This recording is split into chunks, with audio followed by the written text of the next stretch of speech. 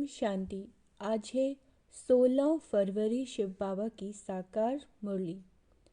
आज बाबा कहते हैं अब अशरीरी होकर घर जाना है, इसीलिए जब किसी से बात करते हो तो आत्मा भाई भाई समझ बात करो। क्या होमवर्क दिया बाबा ने? आत्मा भाई भाई समझ बात करो, देही अभिमानी रहने की मेहनत करो। प्रश्न है, भविष्य राज तिलक प्राप्त करने का आधार क्या है? उत्तर, पढ़ाई। हर एक को पढ़कर राज तिलक लेना है।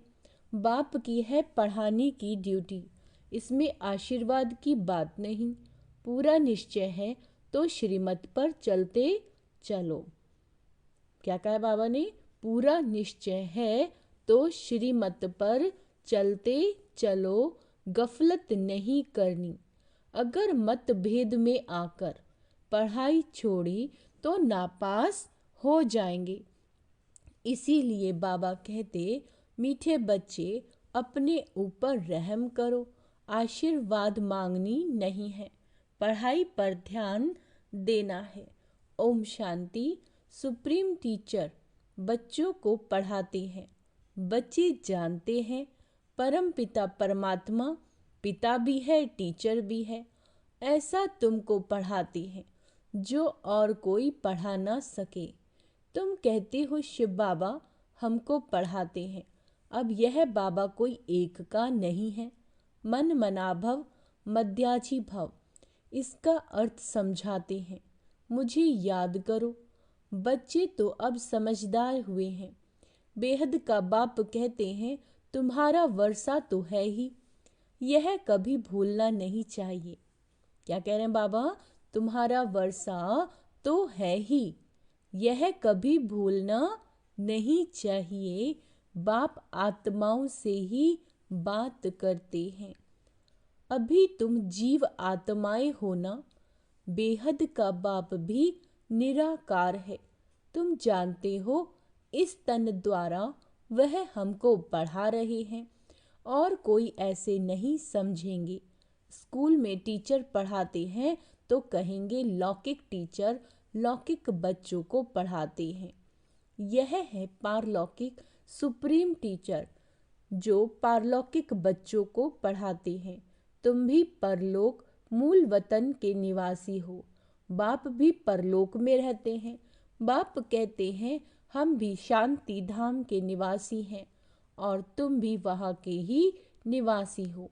हम दोनों एक धाम के रहवासी हैं। तुम अपने को आत्मा समझो, मैं परम आत्मा हूँ। अभी तुम यहाँ पाठ बजा रहे हो। पाठ बजाते बजाते तुम अभी पतित बन पड़े हो। ये सारा बेहद का मांडवा है। क्या है ये सारा? बेहद का मांडवा, जिसमें खेल होता है। यह सारी सृष्टि कर्म क्षेत्र है, इसमें खेल हो रहा है। यह भी सिर्फ तुम ही जानते हो कि यह बेहद का खेल है। इसमें दिन और रात भी होते हैं। सूरज और चांद कितनी बेहद की रोशनी देते हैं। बाबा कहते हैं ये है बेहद की बात। अभी तुमको ज्ञान भी है। रचता ही आकर रचता और रचना के आदि मध्य अंत का परिचय देते हैं। बाप कहते हैं तुमको रचना के आदि मध्य अंत का राज सुनाने आया हूँ। यह पाठशाला है, पढ़ाने वाला अभोक्ता है। ऐसे कोई नहीं कहेंगे कि हम अभोक्ता हैं। अहमदाबाद में एक साधु ऐसे कहता था, परंतु बाद में ठगी पकड़ी गई। इस समय ठगी भी बहुत निकल पड़ी है। वेशधारी, क्या कह रहे हैं बाबा? वेशधारी बहुत हैं। इनको तो कोई वेश है नहीं। मनुष्य समझते हैं श्री कृष्ण ने गीता सुनाई, तो आजकल कितने श्री कृष्ण बन पड़े हैं। अब इतने श्री कृष्ण तो होते नहीं। यहाँ तो तुमको शिव बाबा आकर पढ़ाते हैं। आत्माओं को सुनाते हैं। तुमको बार बार कहा गया है कि अपने को आत्मा समझ भाई भाई को सुनाओ। बुद्धि में रहे बाबा की नॉलेज हम भाइयों को सुनाते हैं। मेल अथवा फीमेल दोनों भाई भाई हैं। दोनों भाई भाई हैं, इसीलिए बाप कहते हैं तुम सब मेरे वर्षे के हकदार हो। वैसे फीमेल को वर्षा नहीं मिलता है क्योंकि उनको ससुर घर जाना है। यहाँ तो है ही सब आत्माएं, अशरीरी होकर जाना है घर। अभी जो तुमको ज्ञान रतन मिलते हैं यह अविनाशी रतन बन जाते हैं। आत्मा ही ज्ञान का सागर बनती है। अंडरलाइन करना है, आत्मा ही ज्ञान का सागर बनती है ना। आत्मा ही सब कुछ करती है, परंतु मनुष्य को देह अभिमान होने के कारण देही अभिमानी बनते नहीं। अब तुमको देही अभिमानी बन यह एक बाप को याद करना है। कुछ तो मेहनत चाहिए ना। लौकिक गुरु को कितना याद करते हैं, मूर्ति रख देते हैं। अब कहाँ शिव का चित्र, कहाँ मनुष्यों का चित्र, रात दिन का फर्क है। वह गुरु का फोटो पहन लेते हैं। पति लोगों को अच्छा नहीं लगता कि दूसरों का फोटो पहने। हाँ, शिव का पहनेंगे तो सबको अच्छा लगेगा। क्यों? क्योंकि वह तो परम पिता है ना, उनका चित्र तो होना चाहिए। यह है गले का हार बनाने वाला। तुम रुद्रमाला का मोती बनेंगे। यूं तो सारी दुनिया रुद्रमाला भी है ना। प्रजापिता ब्रह्मा की माला भी है। ऊपर में सिजरा है, वो है हद का सिजरा, और ये है बेहद का। जो भी मनुष्य मात्र हैं सबकी माला है। आत्मा कितनी छोटी से छोटी बिंदी है, बिल्कुल छोटी बिंदी। ऐसे ऐसे बिंदी देते जाओ तो अनगिनत हो जाएगी। गिनती करते करते थक जाएंगे। परंतु देखो आत्मा का झाड़ कितना छोटा है। ब्रह्म तत्व में बहुत थोड़ी जगह में रहती है। वह फिर यहाँ आती है पार्ट बजाने, तो यहाँ फिर कितना लंबी चौड़ी दुनिया है।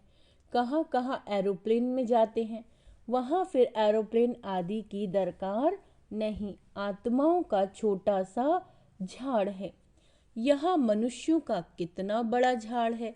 यह सब है प्रजापिता ब्रह्मा की संतान, जिसको कोई एडम कोई देव कहते हैं। मेल फीमेल तो जरूर हैं। तुम्हारा है प्रवृत्ति मार्ग, निवृत्ति मार्ग का खेल होता नहीं। एक हाथ से क्या होगा, दोनों पहिए चाहिए। दो हैं तो आपस में रेस करते हैं। दूसरा पहिया साथ नहीं देता तो ढीले पड़ जाते हैं। एक परंतु एक के कारण ठहर नहीं जाना चाहिए। पहले पहले प्रवृत्ति मार्ग पवित्र प्रवृत्ति मार्ग था, फिर होता है अपवित्र, गिरते ही जाते हैं। तुम्हारी बुद्धि में सारा ज्ञान है। यह झाड़ कैसे बढ़ता है, कैसे एडिशन होता जाता है, ऐसा झाड़ कोई निकाल न सके। कोई की बुद्धि में रचता और रचना के आदि मध्य अंत का नॉलेज है ही नहीं। इसीलिए बाबा ने कहा यह लिखो कि हमने रचता द्वारा रचता और रचना की नॉलेज का अंत पाया है। वह तो न रचता को जानते न रचना को।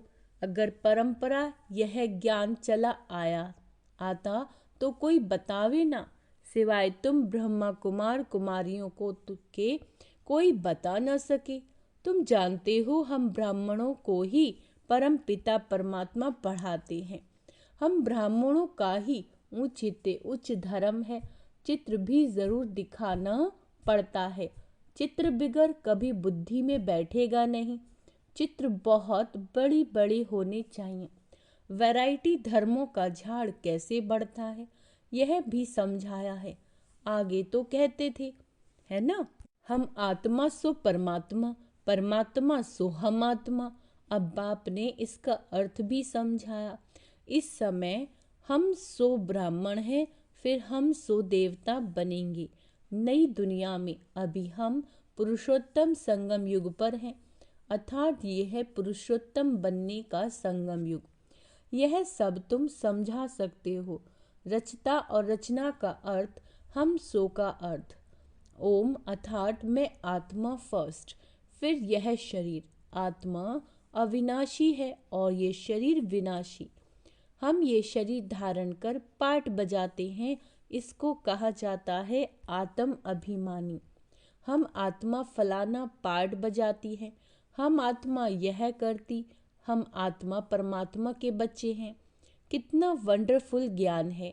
यह ज्ञान बाप में ही है, इसीलिए बाप को ही बुलाते हैं। बाप है ज्ञान का सागर, उनकी भेंट में फिर अज्ञान के सागर। आधा कल्प है ज्ञान, आधा कल्प है अज्ञान। ज्ञान का किसी को पता ही नहीं। ज्ञान कहा जाता है रचता द्वारा रचना को जानना, तो ज़रूर रचता में ही ज्ञान है ना, इसीलिए उनको क्रिएटर कहा जाता है। मनुष्य समझते हैं क्रिएटर ने यह रचना रची। बाप समझाते हैं यह तो अनादि बना बनाया खेल है। कहते हैं पतित पावन आओ, तो रचता कैसे कहेंगे?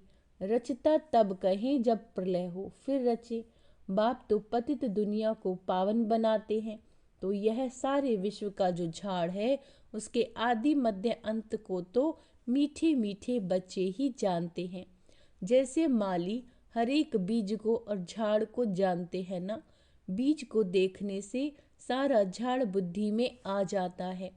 तो यह है ह्यूमैनिटी का, मनुष्य सृष्टि का बीज। उन्हें कोई नहीं जानते। गाते भी हैं परम पिता परमात्मा सृष्टि का बीज रूप है, सत्य चित्त आनंद स्वरूप है, सुख शांति पवित्रता का सागर है। तुम जानते हो ये सारा ज्ञान परम पिता परमात्मा इस शरीर द्वारा दे रहे हैं, तो ज़रूर यहाँ आएंगे ना। पतितों को पावन प्रेरणा से कैसे बनाएंगे? तो बाप यहाँ आकर सबको पावन बनाकर ले जाते हैं। वह बाप ही तुमको पाठ पढ़ा रहे हैं। यह है पुरुषोत्तम संगम युग। इस पर तुम भाषण कर सकते हो कि कैसे पुरुष तमो प्रधान से श्रेष्ठ सतो प्रधान बनते हैं। तुम्हारे पास टॉपिक तो बहुत हैं। यह पतित तमो प्रधान दुनिया सतो प्रधान कैसे बनती है, यह भी समझने लायक है। आगे चलकर तुम्हारा ये ज्ञान सुनेंगे, भल छोड़ भी देंगे। क्या कहते हैं बाबा? भल छोड़ भी देंगे, फिर आएंगे, क्योंकि गति सदगति की हट्टी एक ही है। तुम कह सकते हो कि सर्व का सदगति दाता एक ही बाप है। उनको श्री श्री कहते हैं। श्रेष्ठ से श्रेष्ठ है परम पिता परमात्मा, वो हमें श्रेष्ठ बनाते हैं। श्रेष्ठ है सतयुग, भ्रष्ट है कलयुग। कहते भी हैं भ्रष्टाचारी है, परंतु अपने को नहीं समझते। पतित दुनिया में एक भी श्रेष्ठ नहीं। श्री श्री जब आए तब आकर श्री बनाए। श्री का टाइटल सतयुग आदि में देवताओं का था, यहाँ तो सबको श्री श्री कह देते हैं। वास्तव में श्री अक्षर है ही पवित्रता का। दूसरे धर्म वाले कोई भी अपने को श्री नहीं कहते। श्री पोप कहेंगे क्या? यहाँ तो सबको कहते रहते हैं। कोई हंस मोती चुगने वाले, कहाँ बगुले गंध खाने वाले। फर्क तो है ना। वह देवताएं हैं फूल, वह है गार्डन ऑफ अल्लाह। बाप तुमको फूल बना रहा है। बाकी फूलों में वैरायटी है। सबसे अच्छा फूल है किंग फ्लावर। इन लक्ष्मी नारायण को कोई नई दुनिया का किंग क्वीन फ्लावर कहेंगे। तुम बच्चों को आंतरिक खुशी होनी चाहिए, इसमें बाहर का कुछ करना नहीं होता। यह बत्तियां आदि जलाने का भी अर्थ चाहिए। शिव जयंती पर जलानी चाहिए या दिवाली पर? दिवाली पर लक्ष्मी का आवाहन करते हैं, उनसे पैसे मांगते हैं, जबकि भंडारा भरने वाला तो शिव भोला भंडारी है। तुम जानते हो शिव बाबा द्वारा हमारा अखूट खजाना भर जाता है। यह ज्ञान रतन, बाबा क्या कहते हैं, यह ज्ञान रतन धन है। वहाँ भी तुम्हारे पास अथाह धन रहता है। नई दुनिया में तुम माला माल हो जाएंगे।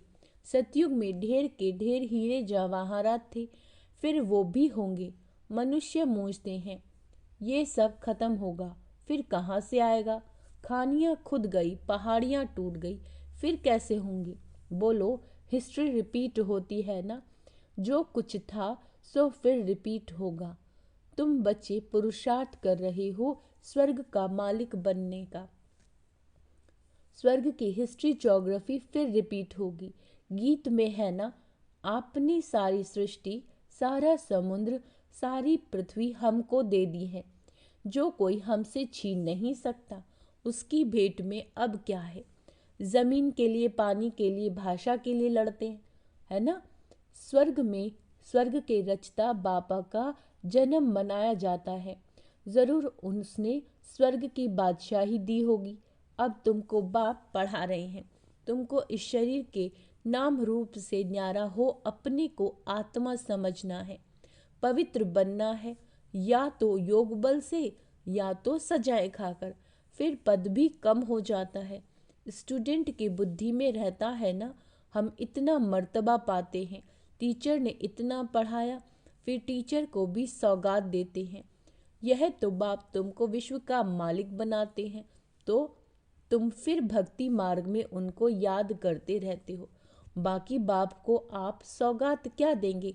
यहाँ तो जो कुछ देखते हो वह तो रहना नहीं है।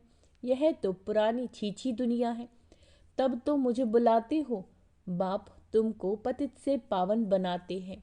इस खेल को याद करना चाहिए। मेरे में, बाबा कहते हैं, मेरे में रचना के आदि मध्य अंत की नॉलेज है जो तुमको सुनाता हूँ। तुम अब औरों को सुनाते हो, फिर भूल जाते हो। 5000 वर्ष के बाद फिर चक्र पूरा होगा। तुम्हारा पाठ कितना लवली है। तुम सतो प्रधान व लवली बनते हो, फिर तमो प्रधान भी तुम ही बनते हो।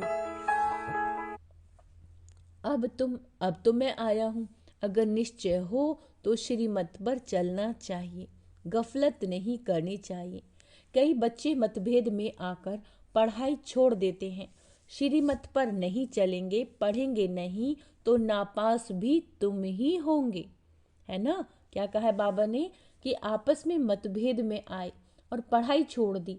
श्रीमत पर नहीं चलेंगे, पढ़ेंगे नहीं तो नापास भी तुम ही होगे। बाप तो कहते हैं अपने पर रहम करो। हर एक को पढ़कर अपने को रास तिलक देना है। बाप को तो पढ़ाने की ड्यूटी, बाप को तो है पढ़ाने की ड्यूटी। इसमें आशीर्वाद की बात नहीं, फिर तो सभी पर आशीर्वाद करना पड़े। यह कृपा आदि भक्ति मार्ग में मांगते हैं, यहाँ वो बात नहीं है। अच्छा, मीठे मीठे सिक्के लदे बच्चों प्रति माता पिता बाप दादा का याद प्यार, गुड मॉर्निंग और नमस्ते। हम रूहानी बच्चों की रूहानी बाप दादा को याद प्यार और गुड मॉर्निंग बाबा। शुक्रिया बाबा, शुक्रिया। धारणा के लिए मुख्य सार, प्रवृत्ति में रहते आपस में रेस करनी है, परंतु अगर किसी कारण से एक पहिया ढीला पड़ जाता है तो उसके पीछे ठहर नहीं जाना। स्वयं को राज तिलक देने के लायक बनाना है। शिव जयंती बड़ी धूमधाम से मनानी है। क्यों? क्योंकि शिव बाबा जो ज्ञान रतन देते हैं उससे ही तुम नई दुनिया में माला माल बनेंगे। उससे ही जो ज्ञान रतन बाबा हमें देते हैं, हम उससे ही नई दुनिया में माला माल बनेंगे। तुम्हारे सब भंडारे भरपूर हो जाएंगे। वरदान, बाप से शक्ति लेकर हर परिस्थिति को हल करने वाले साक्षी दृष्टा भव। बाप से शक्ति लेकर हर परिस्थिति को हल करने वाले साक्षी दृष्टा भव। बाप, आप बच्चे जानते हो कि अति के बाद ही अंत होना है, तो हर प्रकार की हलचल अति में होगी। अंडरलाइन करेंगे, हर तरह की हलचल अति में होगी, परिवार में खिटखिट होगी, मन में भी अनेक उलझने आएंगी, मन में भी अनेक उलझने आएंगी, धन भी ऊपर नीचे होगा। लेकिन जो बाप के साथी हैं, सच्चे हैं, उनका जवाबदार बाप है। ऐसे समय पर मन बाप की तरफ हो तो निर्णय शक्ति से सब पार कर लेंगे। किससे पार करेंगे? निर्णय शक्ति से सब पार कर लेंगे। साक्षी दृष्टा हो जाओ तो बाप की शक्ति से हर परिस्थिति को सहज ही पार कर लेंगे, है ना?